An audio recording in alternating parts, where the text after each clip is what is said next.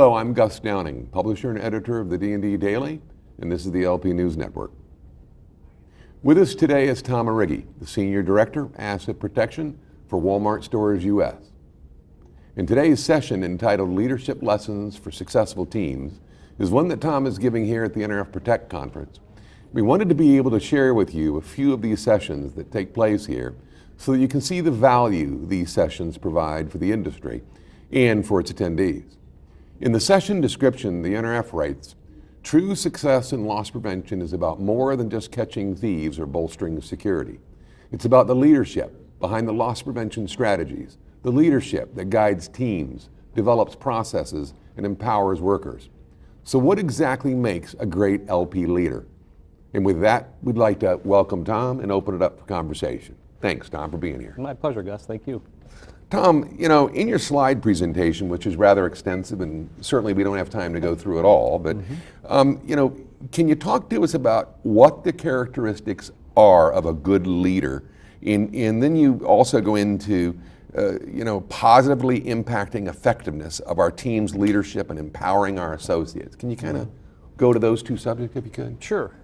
What I believe, what my 30 years of working for people and working with people, I've seen that there's certain key elements that seem to repeat themselves over and over again. And the first one for me is accountability. And there's in my way of thinking through that, there's two types of accountability. There's personal accountability, and then there's the ability to place accountability on the team that you work with. Whether that's they directly working with you on your team or your business partners. Mm-hmm. And so any good leader that I've ever worked with, I've seen that they really have the ability to take personal accountability and also drive accountability throughout the organization. Mm-hmm. I also think that besides that personal accountability, there's a credibility piece that's really, really important as well.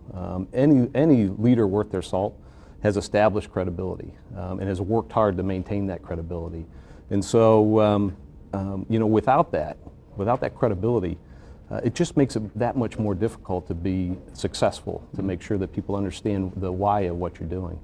Mm-hmm. So between accountability, credibility, the last piece for me is trust. Any good leader I've ever worked for, I trusted them, right? I trusted the reasons why they were doing what they were doing. I trusted that they had my interest at heart as they were developing me. So to me, those three things together just seem to repeat themselves. Like when I assess a leader, it seems like they've figured out those three pieces of the puzzle being very important. Well, they all fit together too. Yeah, they all dovetail together. Mm-hmm. And then I think another key component, Gus, in your question would be vision, right? And so. So a leader has to be able to have a vision that everybody can understand, whether that's within the group that they work directly with or a broader audience. And so it's sometimes hard to put a vision together. It's hard to align a team around that vision. But when you're really good at it, the average associate can understand it. And that's how I always look at it. Can average be successful? Can average understand what it is and why we're doing it? And there's that old saying that people don't buy what you do, they buy why you do it, and you have to remember that as a leader. Mm-hmm. You talk also about effective and empowered teams. Mm-hmm. And enhancing effectiveness. I mean, you talk a lot about that after your three critical elements. Mm-hmm. Can you elaborate there? Sure. I think one of the most important things, I'm kind of known as an active debater. I love a great debate, right? And so whenever I'm either taking on a new team or built a team, I've had the opportunity to do both. What's really important to me is the diversity of the team's backgrounds and their experiences. Mm-hmm. Because what I've learned over the years is if you surround yourself with people just like you, with your exact same thought processes, I think you'll get to some good answers, right? But when you want to get to really great processes or strategies or thought processes, you have to take on the backgrounds and understandings of a diverse workforce. Mm-hmm. So to me, that it starts with that, and I love that part because when we're together problem solving and you've got a lot of different opinions, it gets you to a better answer. Mm-hmm. And then I think the other two critical pieces behind that is you have to really understand your business.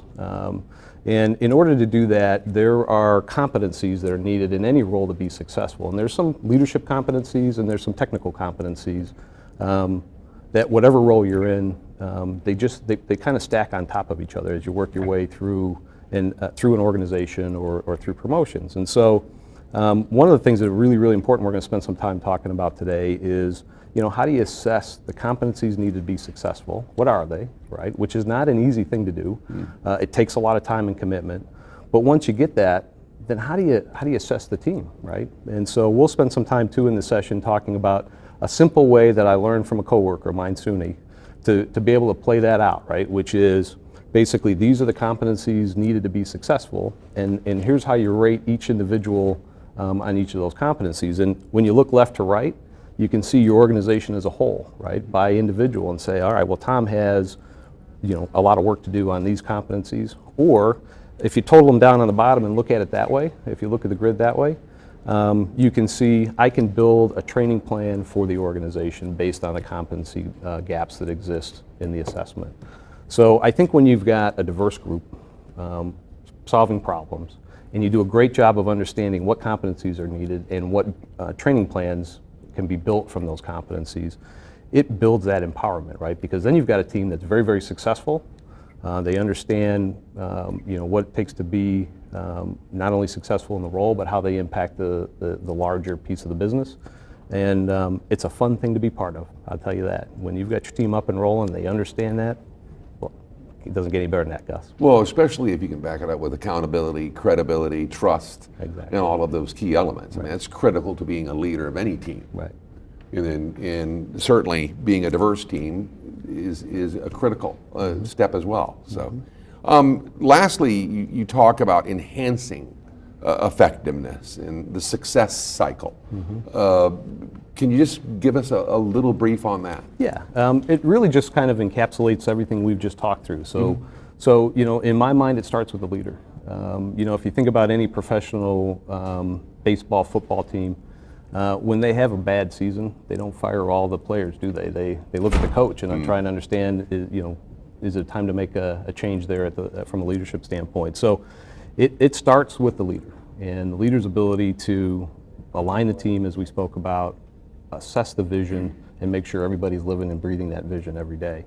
And when you do that, when you start with that and then roll into the piece around what is it going to take for my team to be successful? And how do I leverage different backgrounds and different thought process and really leverage a diversity of thought?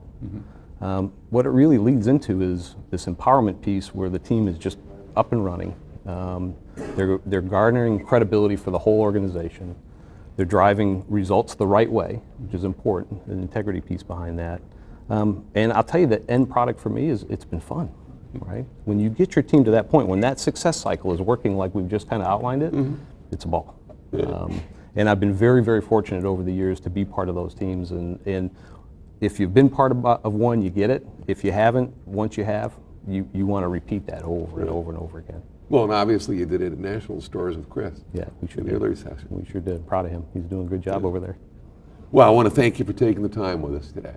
Thank you. Yeah, my pleasure, Gus. Well, that's it for today's session, and we hope you picked up a few things that you can use in developing and building your team. And until next time, let's keep them all safe out there.